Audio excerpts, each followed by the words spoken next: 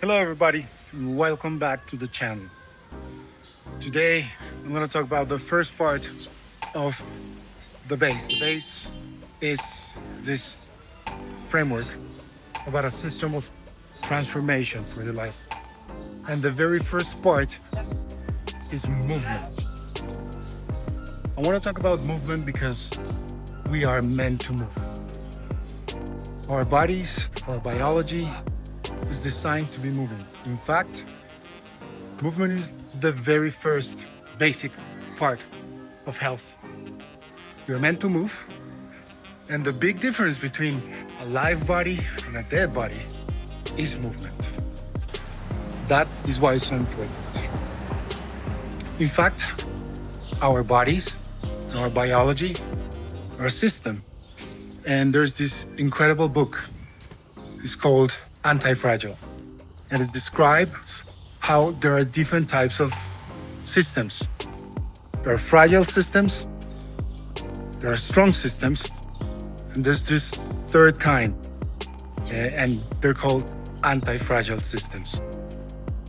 The anti-fragile systems are those that, when are put into a little bit of pressure, they react and they grow. The fragile systems, they wither. The strong systems, they resist, but they are brittle and they can fracture. And us, when we are under pressure, we flourish. Not only our bones and muscles would grow if we put a little bit of pressure on them, but also our immune system. As you all know, if we are exposed to a little bit of threats from the outside, our immune system will learn to defend itself. So that alone sets the stage for the importance of movement. Because as we move, we get better at moving, at resisting the pressures of a daily life. Our body will get accustomed to be more ready and more prepared for all the changes. Now, here's the question. How should we be moving? Well, there's thousands of options, right? We can move dancing, we can move in our daily commutes, we can walk. And now there's this famous trend of we should be doing 10,000 steps a day. And if you already move, you have a great advantage in your life. But the fact of the matter is, no matter how you move, when you're conscious that you're moving, that you're getting your body active every day, that's when movement really plays a positive role for us in our growth. And in my case, in my transformation. As you know, I took this challenge that I still do every day of doing was 20 push-ups, then 35, now 40 push-ups every day. And that was for two reasons. One, to create a habit. And I already told you about this book, Atomic Habits, that I love. But second, it pushed myself to find a little bit of movement.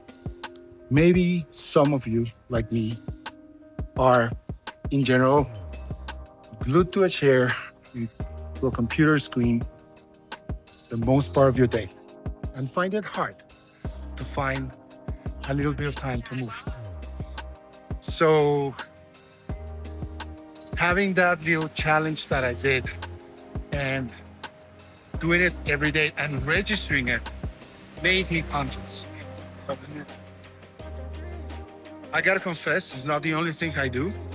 Now, on top of the daily push-ups, I'm doing many other movements. Right now, I decided to record this video walking. But that's not the point. The point again is whatever you do in life, if you do it consciously, whatever you do in life, movement-wise, you do it consciously, it will definitely start taking an effect, a positive effect on your biology, on your health, on your emotional health, even. And here's a cool story that David Robson told in his book, uh, The Expectation Effect. He talks about this research that they did with people that work at hotels. And the people that work at hotels, they have to do a lot of physical work every day, like doing the beds, taking sheets, vacuuming everywhere. And they took two groups, a control group and an experimental group. They both were very, very active every day. And they measured both groups in their cardiovascular health, in their weight, in their eating habits. They measured every single measure they could related to their health. But to half of them, the experimental group, they explained how their daily movement, the movement that they were already doing for many years, was helping them burn calories, better their cardiovascular activity, was overall very healthy for them. And they were already doing it. And the other group, they didn't see anything. After a while, they measured both groups again. And even though both groups kept doing exactly the same activities, the group that was informed about how their daily activities were beneficial for them got better markers in every single measurement. Why was that? Well, the moment they became aware and they felt conscious about what they're doing and how they affect possibly their health, the health started getting better. It's not that they did more or they run more errands or more activities. It was just the difference in consciousness. So here's my advice. Whatever you decide to do,